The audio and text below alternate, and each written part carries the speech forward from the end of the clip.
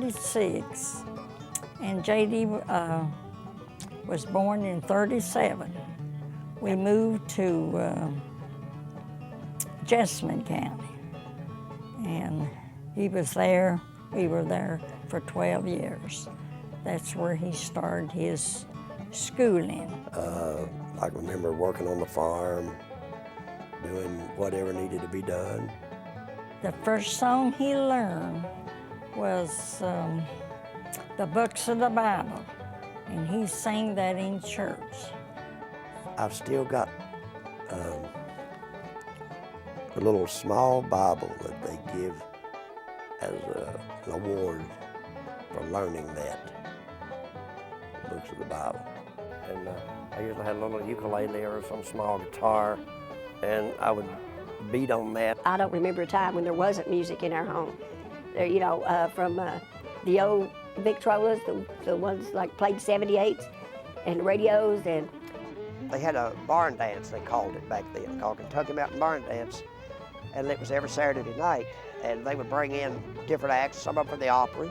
We went every Saturday night at Woodland or wherever the musicians would come from Grand Ole Opry. Some of the people that came to Woodland Auditorium was Pee Wee King, Golden West Cowboys, Maddox Brothers and Rose, Roy Cuff, Ernest Tubb, Lefty Frizzell. Then you had some local stars like Homer Harris and his trick horse Stardust. Really, I was wanting to play electric guitar. That's what I was really wanting to play. That's what I had my mind set on. oh, they'd get in there. They just didn't do bluegrass. They would get in there. J.D. would get on a guitar, and J.D. could burn a guitar up too. The band that stood out in my mind was Ernest Tubb.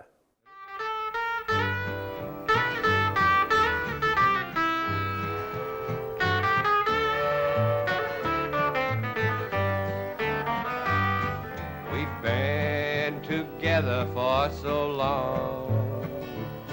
It hurts to know your love is gone. I recognized the sound Is all my lonely heart can was the guitar. And I wanted to play a guitar just like that guy right there that played with Ernest Tubb. Oh, Billy Bird now.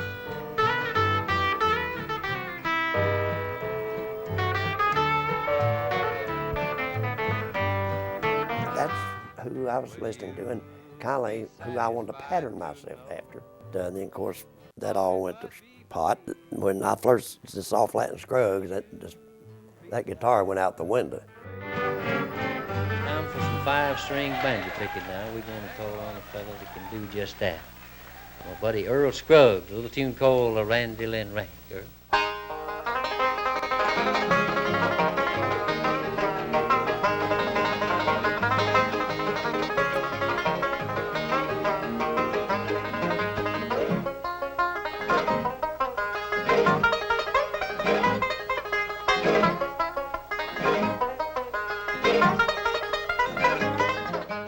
I'd never heard anything like that. That was the first. And it just hit me like a ton of brick. And Lester Flatt and I had been at WCYB in Bristol, Virginia.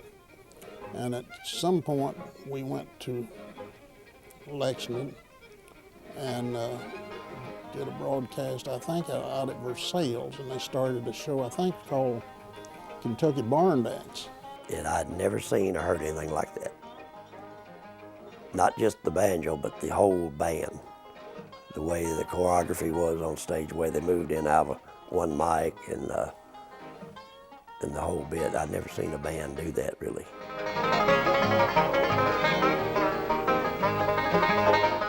I decided, well, I had to try to do that.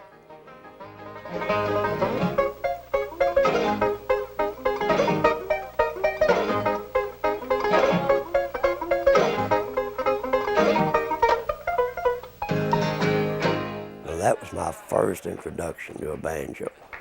Ah, that's real fine, Earl Scruggs. Thank you so much, the Randy Lynn Rank.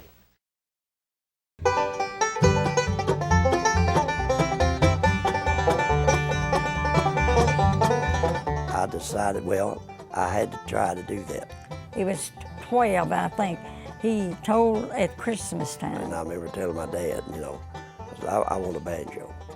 He said, Daddy, I want a banjo for Christmas. Hey, I remember he said, well, you couldn't play like that, you know. And I said, now, J.D., honey, I think you better get a guitar. I don't believe you can play a banjo. I said, well, I'd like to try it, you know. Arva went at Joe Rosenberg's in Lexington and bought him a banjo.